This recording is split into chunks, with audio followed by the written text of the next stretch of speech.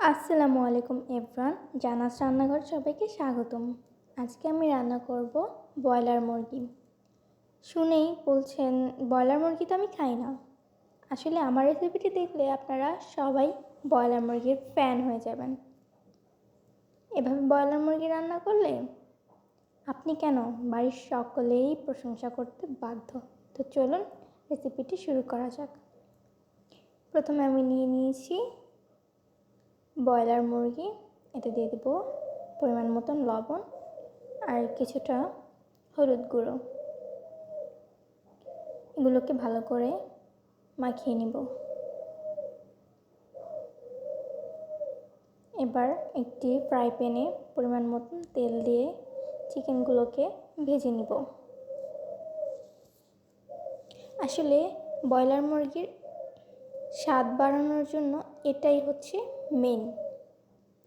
ভেজে রান্না করলে ব্রয়লার মুরগির আর কোনো গন্ধ আসে না, খেতে অসাধারণ লাগে।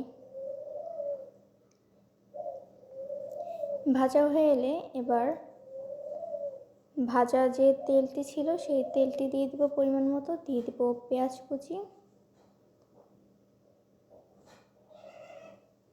এগুলোকে ভালো করে ভেজে নিব। দিয়ে দিব আদা রসুন বাটা 2 টেবিল চামচ, দিয়ে দিব হাফ চা চামচ গরম মশলা গুঁড়া, 1 চা চামচ জিরা গুঁড়া, 1 চা চামচ হলুদ গুঁড়ো, হাফ চা চামচ শুকনো মরিচ গুঁড়ো, 1 চা চামচ লবণ।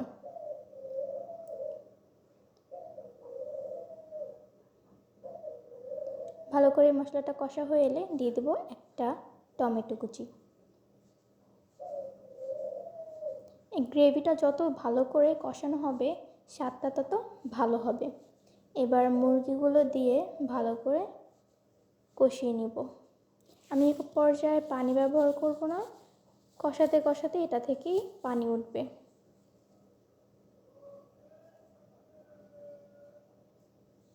উল্টে পাল্টে কয়েকবার ভেজে নিব। এবার আমি ঝোল দিয়ে দিচ্ছি। আপনারা কীরকম গ্রেভি চান ওই পরিমাণ মতন পানি দিবেন। স্বাদ বাড়াতে 3-4টা কাঁচামরিচ। ঢেকে রেখে দিব গ্রেভিটা ঘন হওয়া পর্যন্ত। বলক চলে এসেছে। আমার ব্রয়লার মুরগি রান্না হয়ে গেছে। ব্রয়লার মুরগি রান্না করতে বেশি সময় লাগে না। আমার রেসিপিটি ভালো লাগলে একটি লাইক করবেন, কমেন্টে জানাবেন কেমন লাগলো। আর আমার চ্যানেলে নতুন হয়ে থাকলে অবশ্যই একটি সাবস্ক্রাইব করে দিবেন। আমার ভিডিওটি এতক্ষণ ধরে দেখার জন্য আপনাদের সবাইকে ধন্যবাদ।